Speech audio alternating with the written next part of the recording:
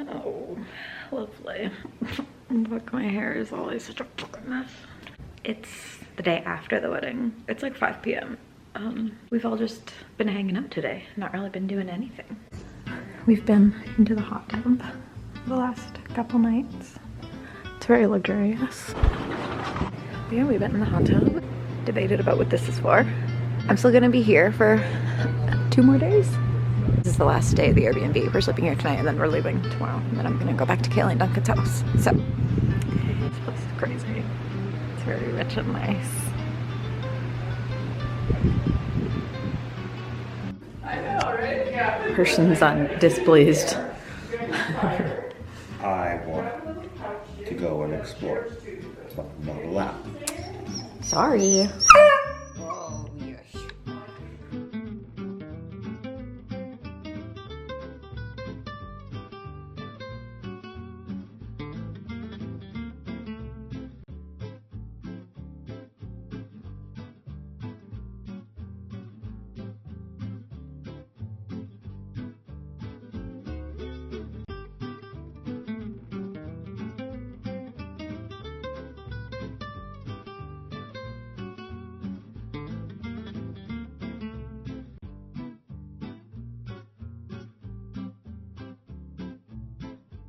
Hey, what's up, you guys? It's today now. My bags are really gross. Ignore that.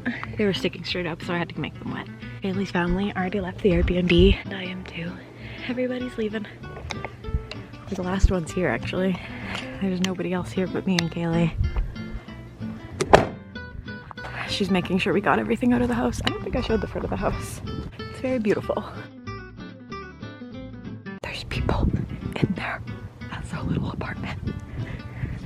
Creepy. See ya. Honk, honk, honk. They're so cute. Bye, duckies. I wish I could have brought Orson back here, but I didn't trust him to not pee on this grass. Yeah, that's fair. This was my room. Make sure I have nothing else under the blankets. By game that we couldn't use. By annoying pest sound thing that I had to unplug in the middle of the night because it wouldn't shut the fuck up. It doesn't even smell like weed anymore. Oh, hi. Hi. I was saying goodbye to the rich house. Goodbye, rich house. You're letting me have a wedding here. Yeah. Again. Literally. It was so much fun.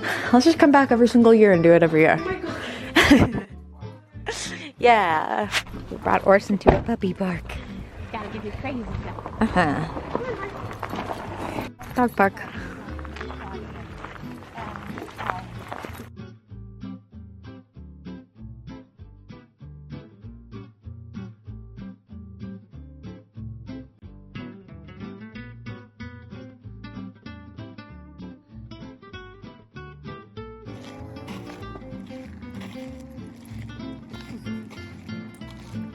So pretty. It's beautiful. So beautiful.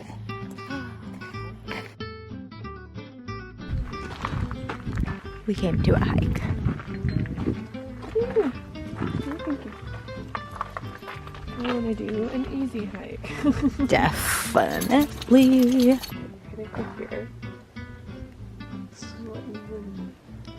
You and me. How cute.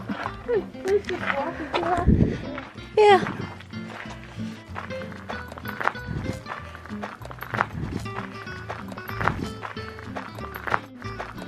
I'm going home today, but we had to come for a hike first. Yeah. So dead yesterday. Oh, this was that was the more difficult one. Well, then that's really not. Yeah. Lead off into the easier one. the easy one, I think, the way it looks. Oh, she's pooping.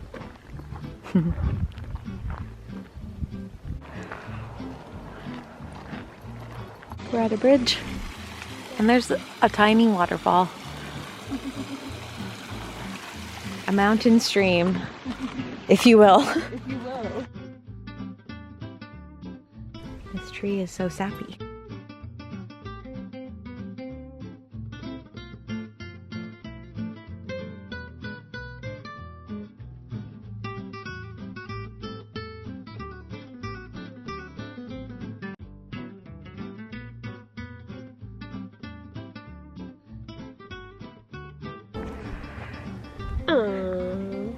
Oh, you and me.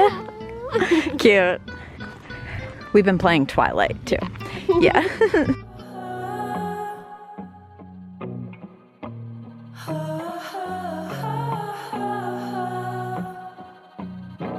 I seek you out, flay you alive. One more word and you won't survive. A killer, Bella. And I'm not scared of your stolen power. Iconic. Pretty good, I must say. I agree.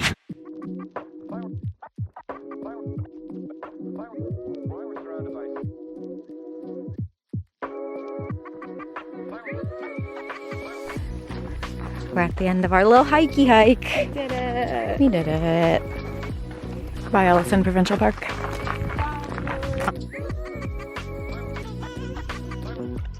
Let's see if I can walk in it or not. Ooh, ooh. I don't know. I can't do it. I tried, it's too cold. Oh, I loved it. This women boy. The water is so clear. It's beautiful. I can like see big rocks out there under the water. Oh, good boy. Juno will only swim if she sees another dog swimming first, or else she won't do it. Really?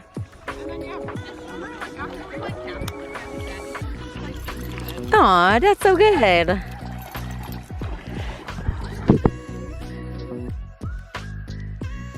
Not too long after this, I went to the airport, and then I went home. Kaylie's wedding wasn't a speech kind of wedding, which is fine. But I need a platform to express how much Kaylie means to me, so this is that. Kaylie and I met when we were 6 at a Girl Guide camp. It was a teddy bear picnic camp, as we have said. Where/when did we meet? We met at Sparks camp. I remember the camp. It was a teddy bear picnic.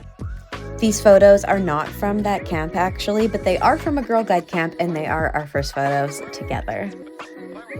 This is my 12th birthday party that Kaylie came to. I had a shopping birthday and we went to the mall and went shopping, and then afterwards Kaylie had a sleepover with me.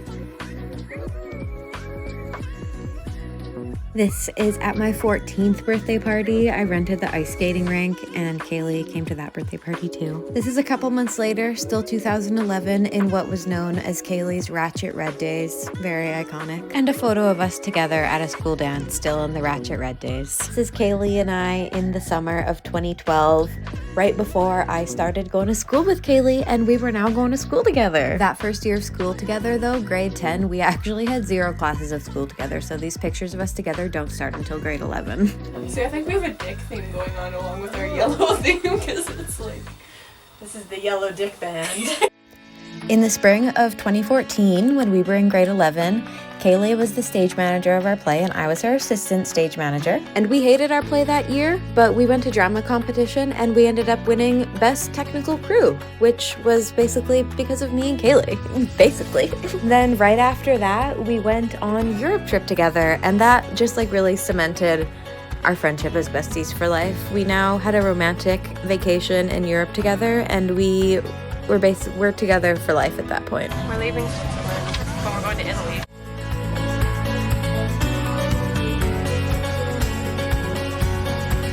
I'll help you be popular.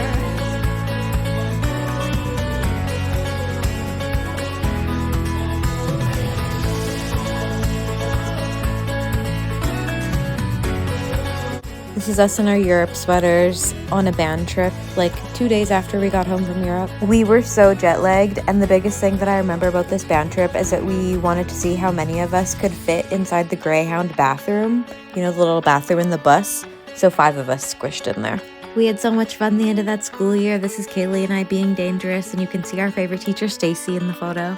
I struggled with my mental health very badly as a child and teenager, and one of the best things that I had, something that was genuinely helping keeping me alive, was my friendship with Kaylie. It's Queen. Yeah, there we go. It's Queen. We're going to see Queen. Yeah. We're in the sketchiest hotel ever. Because we had such a great time in grade 11 in that summer, we really expected the grade 12 to go just as great, and it started out just as fun. We were the pink ladies for Halloween that year. It was super cute and fun.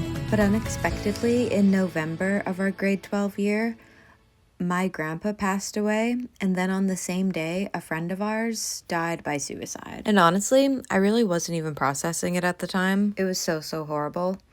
But I'm just so grateful that I had my friendship with Kaylie and our other friends to get me through that time. High school is also where Kaylie would find her love for theater. She and Leah even directed a play with the junior kids in her senior year, which, if I'm remembering correctly, turned out better than the senior kids' play. Something that was amazing and helpful and wonderful for me was that spring, after I'd had such a difficult time in the fall, was that Kaylie and I directed a play, which was obviously, like you heard, so amazing that Nick had to include it as part of the ceremony. And it was something we worked equally together to do. We were each other's equal. We were co-directors of the play. I missed a lot of days of school due to my awful mental health at the time, but I would always still come in and go to the drama rehearsals after school. Sadly, some of the adults at the time, the teachers who were associated with the drama club, they thought that I needed to be punished for skipping so much school due to my poor mental health. And so they took away my title of director of the play, something that I had, worked so hard for in this time of awful mental health of mine. My grandpa passed away, and I had a friend kill himself on the exact same day, just months before this, and I was still dealing with it, but I needed to be punished. So they made me the assistant director, and we thought that it was only going to be for our evening performance of the play to the town. So that was this night, and that night I was the assistant director, and that was the night that we thought that I would be the assistant director. But then we got to our drama competition a couple days later, and guess what we found out when we got to drama competition? So this is the pamphlet for the event, and it's given to everybody as they come in. And so everybody at the event, parents and everybody coming into the audience, the other people from the other schools, the other directors, the adjudicator, they all read that and saw that instead of being the director, I was the assistant director, because our supervising teacher thought that I needed to be punished. And I joked about it at the time. So we got our name tags, but mine has a mistake because it doesn't say assistant director. Well, I'm an assistant director. It says student director, but it should say assistant student director.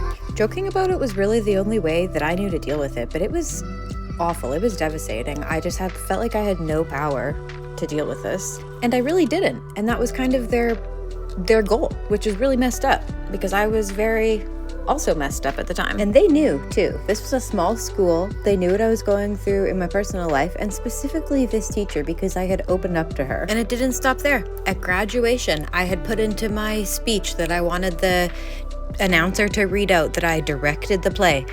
Those teachers went in and had it switched to that I assisted in directing the play. We had our awards night, and they announced at awards night that I assisted Kaylie in directing the play.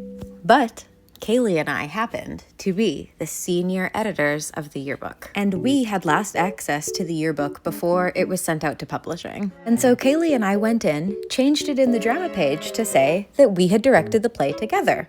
And then the next day we went back in and someone had changed it to say that I was the assistant. And Kaylie was already mad for me at the start of the situation, but now it was on. It was personal at this point because Kaylie, she was so angry for me at this point. She was like, this is needless and personal. So Kaylie made it her personal mission to, right before the yearbook had to be sent away, literally I'm talking about 11:58 p.m. on the day before the deadline, Kaylie went in and changed it in the yearbook to make sure that it said that we directed the play together. And Nick told his own story in the ceremony of how Kaylie fought for him in high school, and how she made him feel is very much how I felt as well. Whether Kaylie knew it or not, it was a decision that showed what kind of person she can be. A passionate person, a leader, and someone who is willing to fight for the people that she loves. And knowing that you cared about me so much that you were willing to fight for me made me feel loved and accepted. I didn't come from a family that gives strong family support. You might have been wondering through that story, why weren't your parents sticking up for you, doing anything? It's a good question. But I had Kaylie to do that for me, so it was okay. And you know, she is only 10 days older than me, but I look up to her a lot as almost like an older sister or like a parental figure, which sounds so silly, but I really do. Kaylie's an amazing friend, and I knew that after we graduated high school, we weren't gonna stop being friends. And so we continued to hang out even after she moved to Edmonton for university. I would go visit Kaylie quite frequently, and that was where I was, visiting Kaylie, hanging out and getting drunk on my 19th birthday when I met her now husband, Duncan. Hey! Jolly Roger on the giant slimy shores. What's the ship gonna do? Just float around Lake Regina? 19! It's really cool to say I've known Duncan for that long now, to be honest. Because actually, Duncan, if you were listening to this, I am so glad that Kaylie found you. I really enjoyed us hotboxing your guys' one bathroom in Edmonton that one time. That was really fun. And I'm really glad that we're friends. I hope that you think of me as a friend, because I think of you as my friend too. And Kaylie, I hope you know that I love you with all my heart. I love you both with all my heart, but Kaylie, I hope you know that I love you with all my heart. And I'm so glad that, you know, we continue to be friends and make memories past high school. I hated my life at home during this Edmonton era. I was unhappy at work and unhappy at home. Life still sucked a lot of ass for me, but getting to come see you made it a lot easier to deal with. And I'm happy for me that now you live in BC because I get to come visit you.